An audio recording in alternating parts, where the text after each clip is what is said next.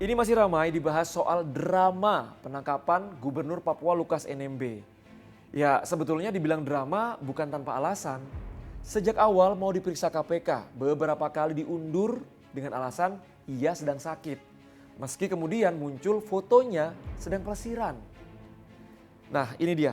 Meskipun sudah ditangkap, tapi ada juga cerita lainnya. Mulai dari protes ia sedang sakit, tidak disediakan ketela dan juga ubi. Sampai pesawat yang membawanya ke Jakarta kok bukan Garuda. Emang bisa request ya?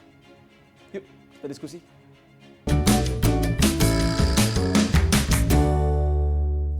Kasus dugaan suap dan gratifikasi yang menjerat Gubernur Papua Lukas NMB bisa dibilang banyak drama. Ada juga yang bilang bahwa ibarat belut yang licin dan susah ditangkap. Ya gimana enggak coba? Saya mulai di pertama kali KPK panggil Lukas NMB, 12 September 2022. Ia mangkir. Dipanggil lagi 26 September 2022. Mangkir lagi. Saat itu kuasa hukumnya bilang Lukas sedang sakit. Tapi kemudian muncul foto Lukas NMB tengah berjudi. Masyarakat Anti Korupsi Indonesia atau MAKI yang mengemukakan temuannya. MAKI juga mengungkap Lukas NMB setidaknya 3 kali berpergian menggunakan pesawat jet pribadi di tahun 2022. Di antaranya ke Singapura dan Timor Leste. Banyaknya tanggapan soal licinnya Lukas NMB sampai-sampai membuat Presiden Joko Widodo pernah angkat bicara. Semua sama di mata hukum. Dan saya sudah sampaikan juga agar semuanya menghormati panggilan dari KPK, menghormati proses hukum yang ada di KPK. Semuanya. Orang pertama negara ini sampai mengingatkan bahwa semua orang sama di mata hukum. Singkat cerita, pada awal November KPK dan ID justru terbang ke Jayapura untuk memeriksa Lukas NMB. Penyidik mengklarifikasi aliran dana 1 miliar terkait proyek yang bersumber pada APBD Papua. Setelah itu, Lukas tetap berada di Papua. 5 Januari 2023, kado di awal tahun, KPK akhirnya menetapkan Gubernur Papua Lukas NMB sebagai tersangka kasus dugaan suap proyek infrastruktur di Papua.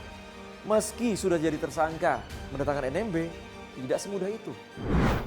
Ini nih, gambaran sesaat setelah Lukas NMB ditangkap di sebuah rumah makan di distrik AB Pura, Jayapura, 10 Januari lalu. Penangkapan ini sempat memicu protes simpatisan Lukas NMB di depan Makobrimob Papua, bahkan sampai ada korban jiwa.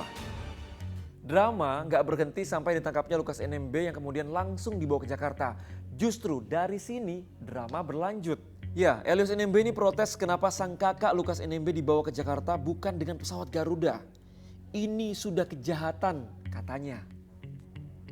Pokoknya Lukas NMB sudah sampai ke Jakarta dan langsung dibawa ke RSPAD untuk menjalani pemeriksaan kesehatan. Nah kemudian ada protes yang dilayangkan dokter pribadinya yang bilang kalau Lukas NMB ini sudah menjalani rangkaian tes kesehatan.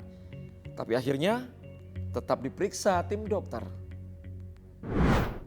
Selesai di situ masih ada lagi protes soal tidak disediakan ketela dan ubi saat Lukas NMB ada di RSPAD.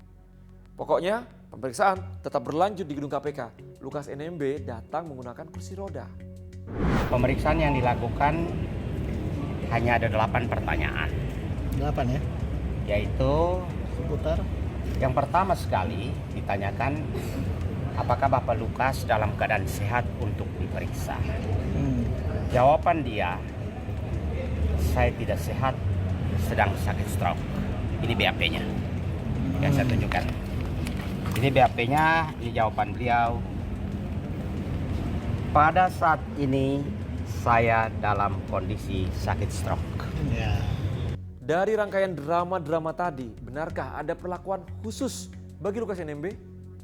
Ya, SOP penegakan hukum itu harus equality before the law. Ya, ini ada kesan bahwa terlalu diistimewakan, kan gitu ya.